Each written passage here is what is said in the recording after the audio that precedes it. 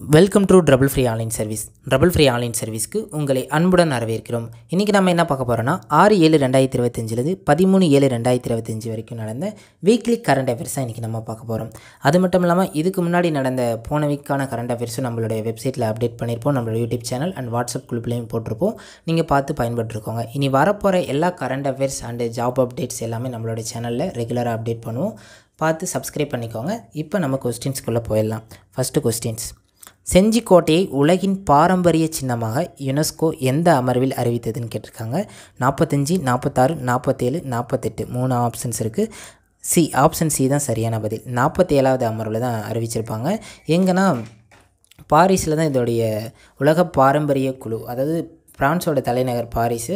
So அந்த பாரிஸில் தான் உலக பாரம்பரிய குழு தான் இது அங்கீகரிச்சிருக்கும். 47வது அமர்வில் அறிவிச்சிருப்பாங்க. இந்த செஞ்சிக்கோட்டை எங்கே இருக்குன்னா தமிழ்நாட்டில் விழுப்புரம் மாவட்டத்தில் இருக்குது. அதையும் நோட் பண்ணிக்கோங்க.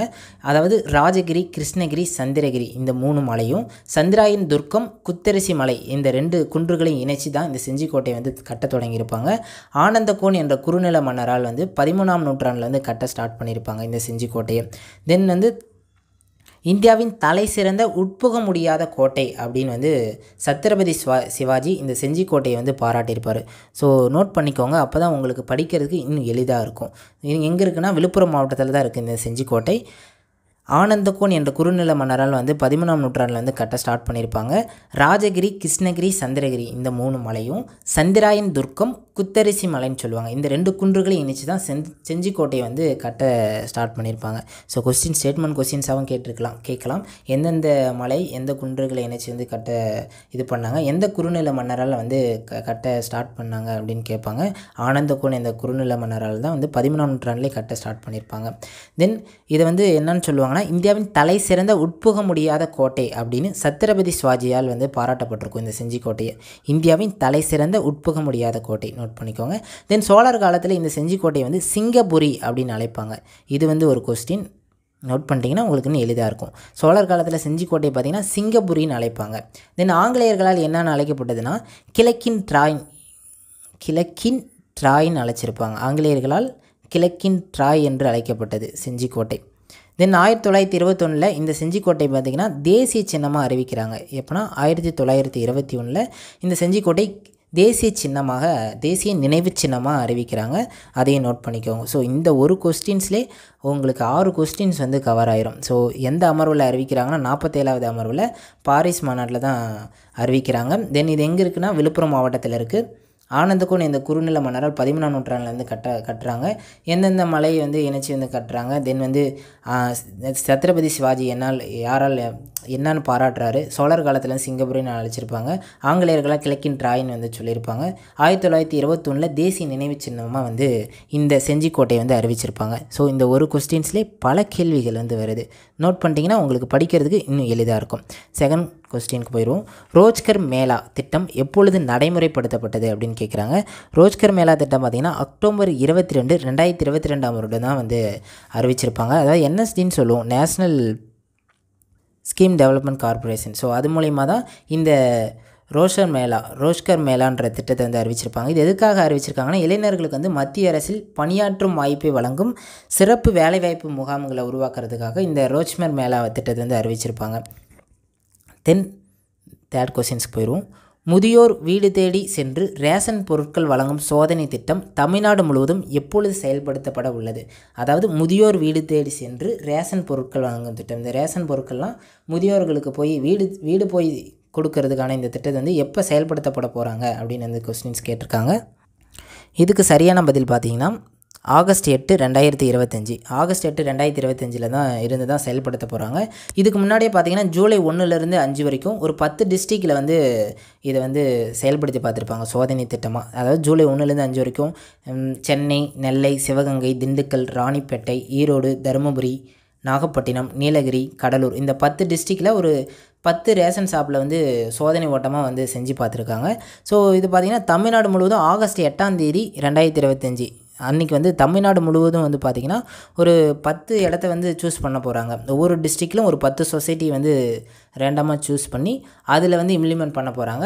ஸோ ஓவரால் எல்லா தமிழ்நாடு ஃபுல்லாக இருக்க எல்லா ரேஷன் கடையிலும் ஆகஸ்ட் 15லேருந்து வந்து நடைமுறைப்படுத்த இருக்குது அப்படின்னு அறிவிச்சிருக்காங்க. இன்னும் அதுக்கு அதிகாரப்பூர்வமாக வரல, வந்தவொடனே அதை சொல்லிடுவோம். ஸோ கொஸ்டின் கேட்டாங்கன்னா ஆகஸ்ட் 8 தான் சரியான பதில். ஸோ ஆகஸ்ட் 8 2025 தான் ஃபஸ்ட்டு தமிழ்நாடு முழுவதும் பார்த்திங்கன்னா சோதனை திட்டம் மூலயமா முதியோர் வீடு தேடி சென்று ரேஷன் பொருட்கள் வாங்கும் திட்டத்தை வந்து அறிமுகப்படுத்த போகிறாங்க. யார் யாருக்கு கொடுப்பாங்கன்னா இதை வந்து 70 வயதுக்கு மேற்பட்ட மாற்றுத்திறனாளி கொடுப்பாங்க. சரி, அதாவது 70 வயதுக்கு மேற்பட்ட முதியோர்கள், தென் மாற்றுத்திறனாளியாக இருக்க மாற்றுத்திறனாளி நார்மலாக மாற்றுத்திறனாளியே இருந்தாலும் அவங்களுக்கு வந்து கொடுக்கறதுக்கான திட்டத்தை வந்து அறிவிச்சிருக்காங்க. தென் 4வது கொஸ்டினுக்கு போயிடுவோம். உலக மக்கள் தொகை தினம் எப்பொழுது அப்படின்னு கேட்டிருக்காங்க. உலக மக்கள் தொகை தினம் பார்த்திங்கன்னா ஜூலை 11 தான் உலக மக்கள் தொகை தினமாக வந்து கொண்டாடுவாங்க.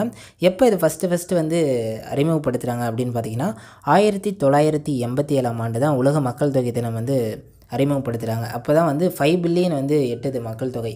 ஸோ அந்த டைமில் தான் வந்து உலக மக்கள் தொகை தினம் வந்து கொண்டாட ஸ்டார்ட் பண்ணுறாங்க. ஜூலை 11 இதுக்கு சரியான பதில். 5th கொஸ்டினுக்கு போயிடுவோம். தமிழகத்திலேயே முதல் முறையாக காவலர் விடுமுறைக்கான ரெஸ்ட் செயலியை அறிமுகப்படுத்திய மாவட்டம் எது? ஸோ தமிழகத்திலே ஃபஸ்ட்டு அதாவது காவலர்களுக்கு வந்து வாரத்துக்கு ஒரு நாள் வந்து விடுப்பு கொடுக்கணும் அப்படின்னு வந்து ஜிஓ ரிலீஸ் பண்ணியிருப்பாங்க.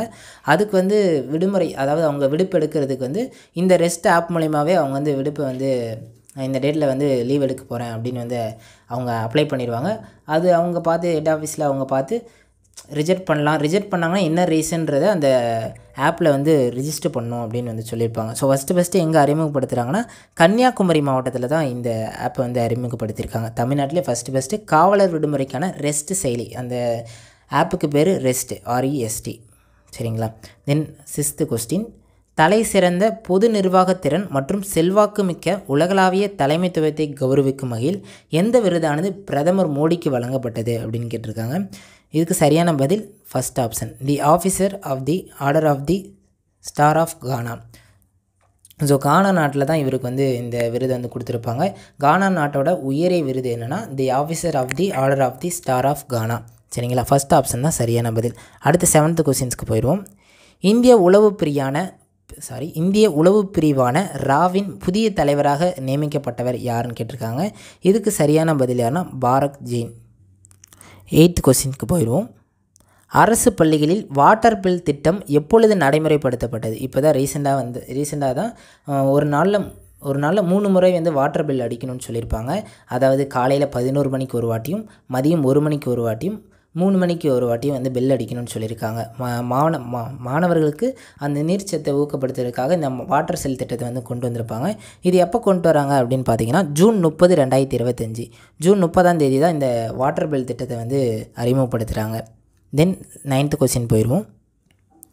வேலையற்ற இளைஞர்களுக்கு திறன் பயிற்சி அளிக்க வெற்றி நிச்சயம் திட்டம் எப்பொழுது நடைமுறைப்படுத்தப்பட்டது? அதாவது வேலையில்லாத இளைஞர்களுக்கு பார்த்திங்கன்னா திறன் பயிற்சி அளிப்பதற்காக, அதாவது அவங்களுக்கு ஃப்ரீயாகவே கவர்மெண்ட் மூலயமாவே ட்ரைனிங் கொடுத்து சர்டிஃபிகேட்டும் கொடுத்துருவாங்க. அந்த திட்டத்துக்கு பேர் வெற்றி நிச்சயம் திட்டம்னு சொல்லுவாங்க. இந்த வெற்றி நிச்சயம் திட்டம் வந்து எப்பொழுது நடைமுறைப்படுத்தப்பட்டது அப்படின்னு பார்த்திங்கன்னா ஜூலை 1, 2025. ஆப்ஷன் சி தான் இதுக்கு சரியான பதில். அடுத்து 10th கொஸ்டின்ஸ் போயிடுவோம். கொஸ்டின். இந்திய கடற்படையில் போர் விமானியாக பயிற்சி பெற்ற முதல் பெண் யார் அப்படின்னு கேட்டிருக்காங்க. இந்திய கடற்படையிலே போர் விமானியாக பயிற்சி பெற்ற முதல் பெண் யாருன்னு கேட்டிருக்காங்க.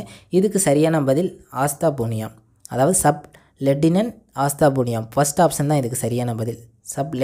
லெப்டினன்ட் ஆஸ்தா பூனியா தான் இந்திய கடற்படையில் போர் விமானியாக பயிற்சி பெற்ற முதல் பெண். அடுத்து 11th கொஸ்டின்.